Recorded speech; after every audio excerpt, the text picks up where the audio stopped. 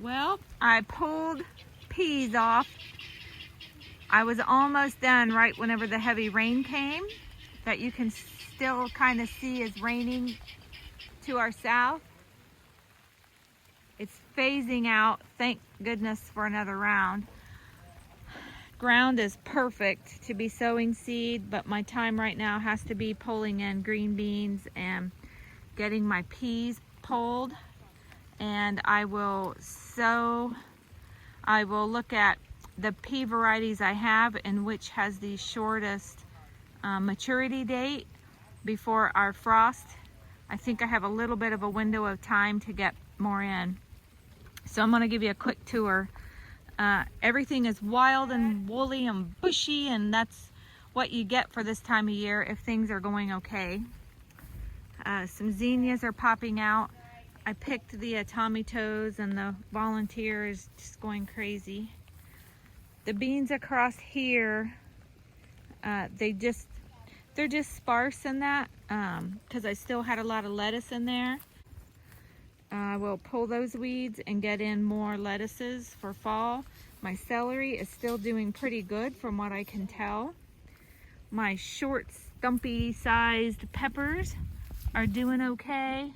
I'm getting good sized peppers here and there.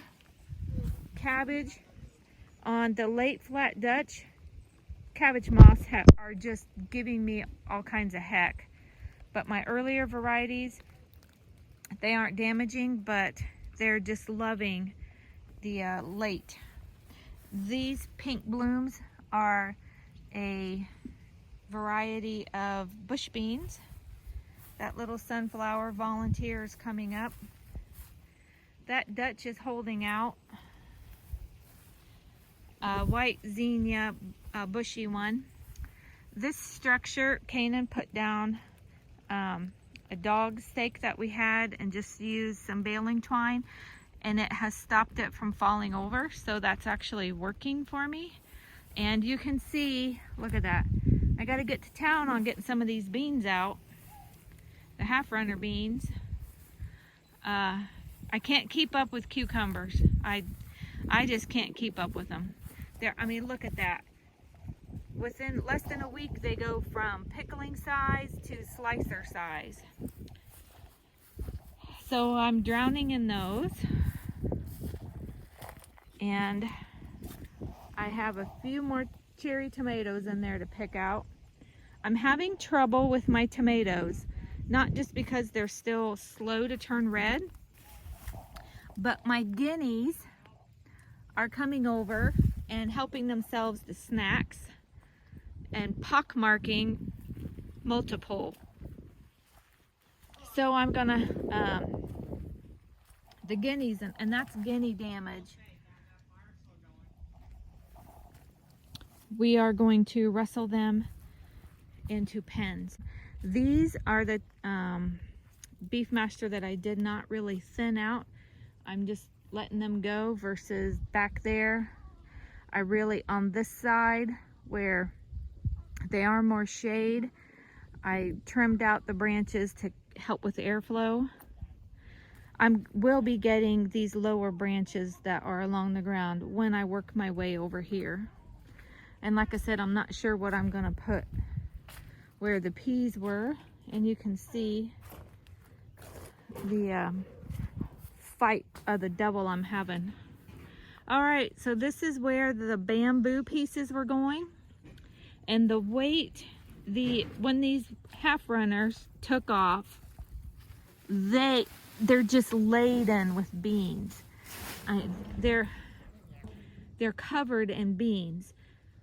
A high storm had come in a few days ago, and it just snapped the bamboo right off. It didn't stand a chance. It may have held up with the weight of just supporting bush beans from falling over, but pole beans, it just couldn't take it. You really need sturdy fencing to hold up the weight of half runners. It's not a lost cause. It's loaded in beans.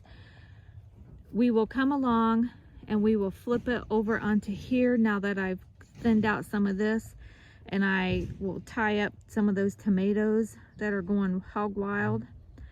I will lay those beans back this way so that I can get to an entire thick row of a different type of bush beans.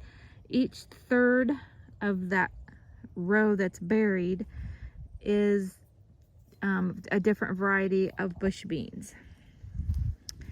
And then my potatoes, and you can see they're just, I got weeds, man.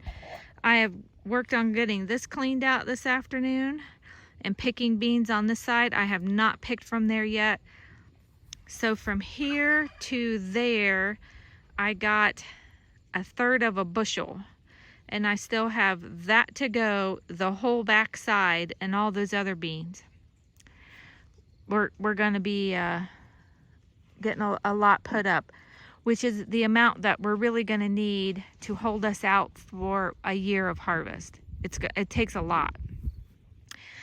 I will go through there. These beans are half runners. I was gonna see how they would do as the potatoes were dying out. So this section compared to that row and that back half are really gonna help me decide if I get the potatoes up and then I plant beans on the shade side to not dry out, and what a harvest that I could have. I have the ground cover up through there, so we'll see as I lay potato plants back. It's going to be the several days before I can get to that. Like those beans, they're just I keep trying to pull them back up and they just keep creeping along. Hollyhock doing really well. I had a huge one that would get, I think it had, the tallest that it had gotten was about 10 feet. Like no joke, it huge, and I have a lot of seed from it. But these were volunteers, this clump, and I will see about moving it to a more permanent spot on the garden.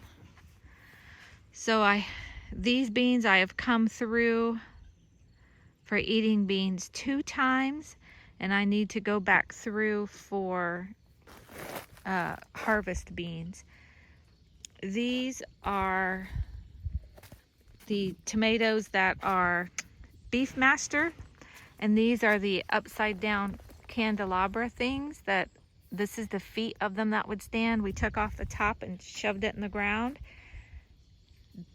They hold up, and all these crazy storms, they don't have any protection on this south side, and that one right there from the weight is the only one that seems to be leaning.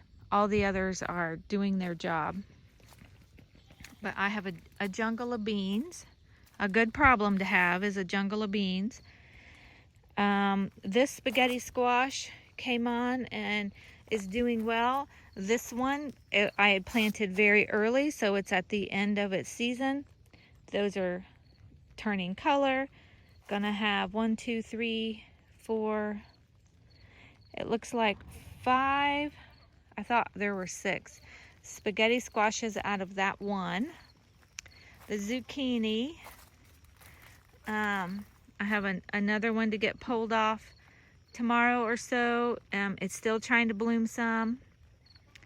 It has produced a whole lot, especially for a person like me who don't really like it.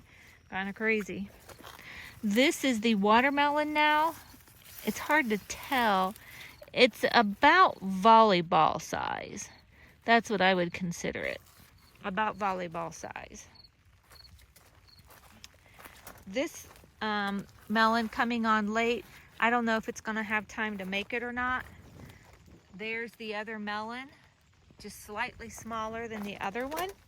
And then this is the hog panel of celebrity tomatoes. Doing well. We have cooler temperatures and they're starting to turn. That's why I've got to bust my butt and get these beans taken care of, because I'm going to have heavy canning of tomatoes all at once. And that is from the guineas. The guineas and the peahen are the only one bird, well, and the ducks are free range, but the guineas, I keep catching them out here, and they're liking the tomatoes. And I don't like the guineas out here, so they will get penned up when we can wrangle them. And then there's the wild and woolly patch, and I'm not going out there because it's just a soppy mess right now. But the weather's clearing up. It's been off and on rain most of the day. We had a little sunny patch for a while. So I came out, started in on some weeding, and from here you can see how crazy the weeds are. And you just let it go a week to 6 days, maybe 10 days on a couple parts, and look at that. Now I am not going through and pulling these weeds out of my potatoes because I may uncover potatoes. I will come through with my pruners and just cut the tops of these off again. And then whenever we harvest potatoes, we'll pull out all those weed roots. Just trying to cut the tops before they go to seed, like some of this grass is trying to do. But see, the ground is soft. Yeah, you get out the roots, but you also can expose potatoes. So at this point, I don't go too crazy on the work that I do on taters. So we will chat with you later. Hope you liked the quick update today and the crazy weather. I got to the barn, got my cornbread out of the oven, and lo and behold, it's raining some more. And it rains, the gutter is just going crazy. Woo! Definitely making up for rain now.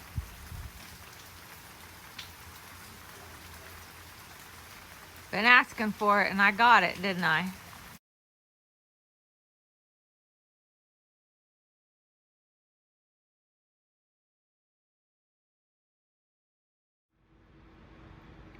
There's my cornbread.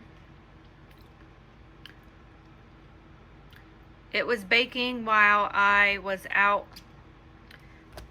getting my